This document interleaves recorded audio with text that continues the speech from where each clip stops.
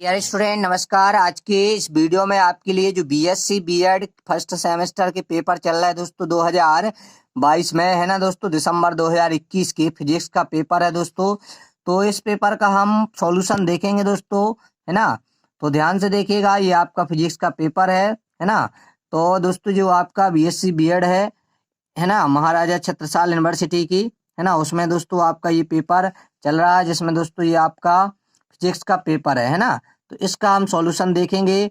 तो देखिएगा स्टूडेंट, सबसे पहले आपके लिए दो दो नंबर में 5 विकल्प पूछे जाते हैं। इन विकल्प को आप ध्यान से देखिएगा। तो दोस्तों जो आपका पहला विकल्प आया था, इसमें क्या था आपका, ये जो डाइवर्जेंस था इसका आपको मान बताना था, तो इसका 0 हो जाएगा उत्तर दोस्तों। उसके बाद जो आपका ठोस गोले का केंद्र पर गुरुत्वीय क्षेत्र, ये भी आपका 0 हो। तो इस प्रकार दोस्तों ये दूसरे विकल्प का भी आपका 0 सी नंबर सही हो जाएगा। उसके बाद तीसरा था स्टोक्स के नियम अनुसार श्यान बल का, ये दोस्तों डी नंबर सही हो जाता, 6 पाई ईटा आर इंटू भी। ठीक है दोस्तों, तो ये आपका तीसरे का ये आपका डी नंबर हो जाता। उसके बाद दोस्तों चौथा विकल्प देखिएगा, चौथी यूनिट से पूछे जाते हैं दोस्तों, एक एक यूनिट से एक एक विकल्प पूछे जाते हैं। तो इसमें सरल आवर्ती जो गति में एक्स की दूरी है, तो इसका सही आंसर दोस्तों ये बी नंबर हो जाता। और लास्ट में दोस्तों जो 5वीं यूनिट से पूछा गया था, सापेक्षता के आधार पर संवेग तथा ऊर्जा में संबंध क्या था। तो दोस्तों ई स्क्वायर बराबर P square C square plus M naught square plus C की पावर 4 था। ये दोस्तों इसका राइट आंसर था। ठीक है, तो इस प्रकार सभी विकल्पों के आंसर हो गए। आगे दोस्तों हम पेपर की बात करें तो पेपर दोस्तों ज्यादा डीप नहीं आया है, सरल पेपर आया है दोस्तों, है ना। दो सदस्यों का डॉट क्रॉस, है ना, एक कक्षा 11वीं में भी आपने पढ़ा होगा, है ना। जो क्वेश्चन थे दोस्तों 11वीं लेवल के क्वेश्चन पूछे गए, बस उनको विस्तार करके लिखना थे। गुरुत्वाकर्षण का नियम पूछा गया दोस्तों, बहुत ही सरल है। गुरुत्वाकर्षण का सार्वत्रिक नियम आपने पढ़ा होगा, है ना। केपलर के ग्रहों संबंधी गति के नियम पूछे गए दोस्तों, है ना। उसके बाद ये हुक्का नियम भी दोस्तों पूछा गया, पाइसन निष्पत्ति, है ना। ये दोस्तों आपने पढ़े होंगे क्वेश्चन।